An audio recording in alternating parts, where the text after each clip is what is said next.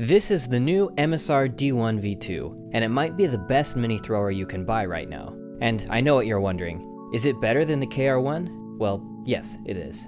The D1 is a small single emitter 18650 base thrower. The new D1 is the same as the old D1, but now it's new. And it's not actually named the V2 for some reason, but that's what I'll be calling it. It's now got the latest driver with Toykeeper's Anduril 2, a knurled body tube, refreshed head design, and a lighted switch. All emitter and driver options are the same as the KR1, so the difference is really just ergonomic. The new D1 also comes in at a lower price, starting at under $40. This particular light here is equipped with the pure blue version of the Osram W2, which is not in any way practical, but it is extremely fun to play around with. The D1V2 is a great way to mess around with Anduril and various interesting emitters at a reasonable price.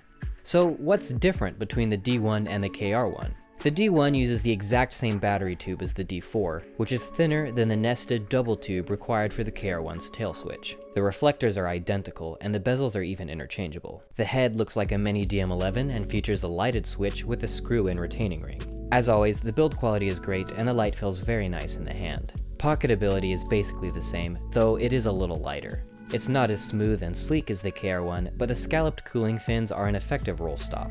Though small and lightweight, I always found the KR1 to be just a bit too wide for comfortable carry in a pocket, so I generally prefer to just step up to a slightly larger light like the DM11. However, if you carry your light in a purse or bag, then this will probably make a lot more sense for you. For example, Toykeeper mentions that she uses a KR1 with a shorty tube and a W1 emitter, which, even when locked out, still provides plenty of usable throw. This makes for a really compelling EDC option for any sort of carry in a bag. The biggest difference between the two is ergonomic, with the KR1 having a Tailswitch. This is mostly subjective, but I do prefer Sideswitches in general, and it seems most people do. The Tailswitch on this light in particular is not very precise and isn't the best for the many clicks Anduril requires. Meanwhile, the D1 has a much nicer Sideswitch that is also illuminated, a big feature that I really missed in the KR1. I also just prefer the way this light fits in the hand.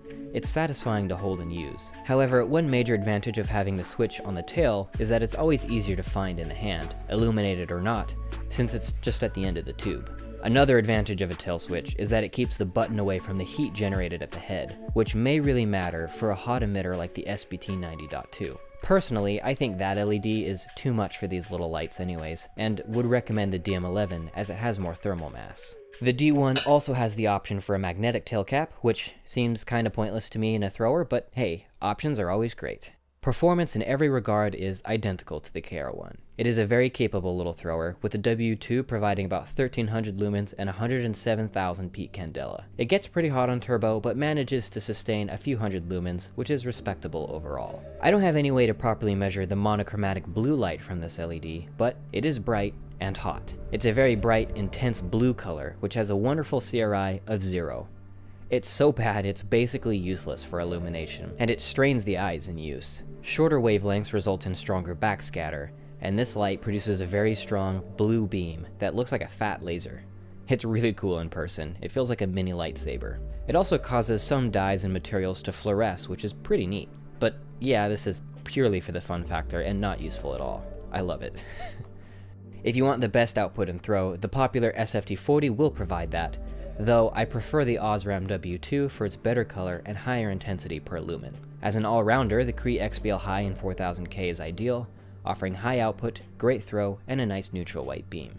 The super high CRI B35AM is available, and will provide a more balanced beam in this host. Another floody high CRI option is the GT FC40, which is nice, but I think it'd be better off with a 519A D4V2 and a boost driver, which will provide basically the same thing in a smaller package.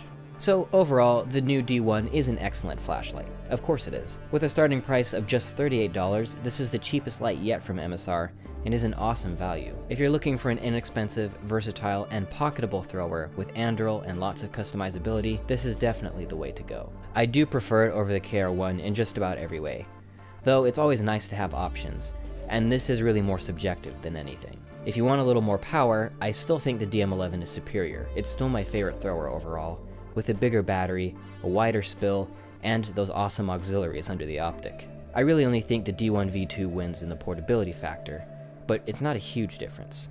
As a more general use, smaller flashlight, maybe even as an EDC, the D1V2 is excellent, and I think it will be very popular as a result. So if you're considering getting one of these, go for it. You won't regret it.